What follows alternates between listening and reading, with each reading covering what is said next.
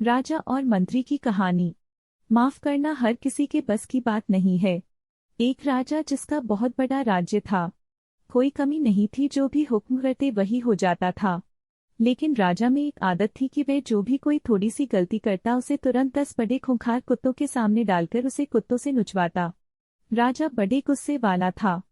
राजा की इस आदत से सभी परेशान थे। राजा का मंत्री भी राजा की इस आदत की आलोचना करता था।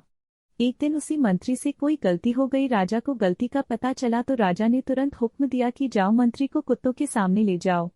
मंत्री ने राजा से गलती मानी, माफी मांगी, लेकिन राजा ने कुछ नहीं सुना और कहा कि जो कह दिया सो कह दिया, और सिपाहियों से कहा ले जाओ कुत्तों के बाड़े में। मंत्री ने कहा ठीक है राजा जी, लेकिन मेरी आखिरी इच्छा तो मान लो। राजा ने कहा ठीक है, बताओ अपनी आखिरी इच्छा। मंत्री ने कहा मुझे 10 दिन की मोहलत दे दीजिए बस। राजा ने कहा ठीक है, 10 दिन की मोहलत दे देते हैं, लेकिन 11वें दिन सजा जरूर मिलेगी। मंत्री 10 दिन तक राजा के पास नहीं आया और 11वें दिन राजा के सामने पेश हो गया। राजा ने मंत्री को देखा और सिपाहियों से कहा जो सजा रखी थी मंत्री के लिए उसे पूरी की जाए। सिपाही मंत्री को कुत्तों के बाड़े में लेकर गए। कुत्तों को भी खोल दिया गया, लेकिन कुत्ते मंत्री पर प्रहार करने के बजाय मंत्री से प्यार से पेश आ रहे थे।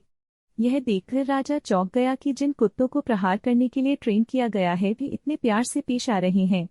राजा ने मंत्री से कहा कि ये चमत्कार कैसे हो गया, इन कुत्तों को क्या हो गया है। मंत्री ने जवाब दिया कि इन 10 दिनों में मैंने इन कुत्तों की बहुत सेवा की है, इन्हें खाना खिलाया, नहलाया। अब इन कुत्ते जान चुके हैं कि मैं इनके लिए कुछ अच्छा करता हूँ, ना कि बुरा। ये मुझ पर प्रहार नहीं करेंगे।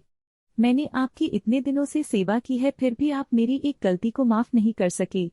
आपसे ज्यादा अच्छे तो ये कुत्ते हैं जो अच्छा और बुरे को पहचानते हैं। राजा यह सब देखकर बड़ा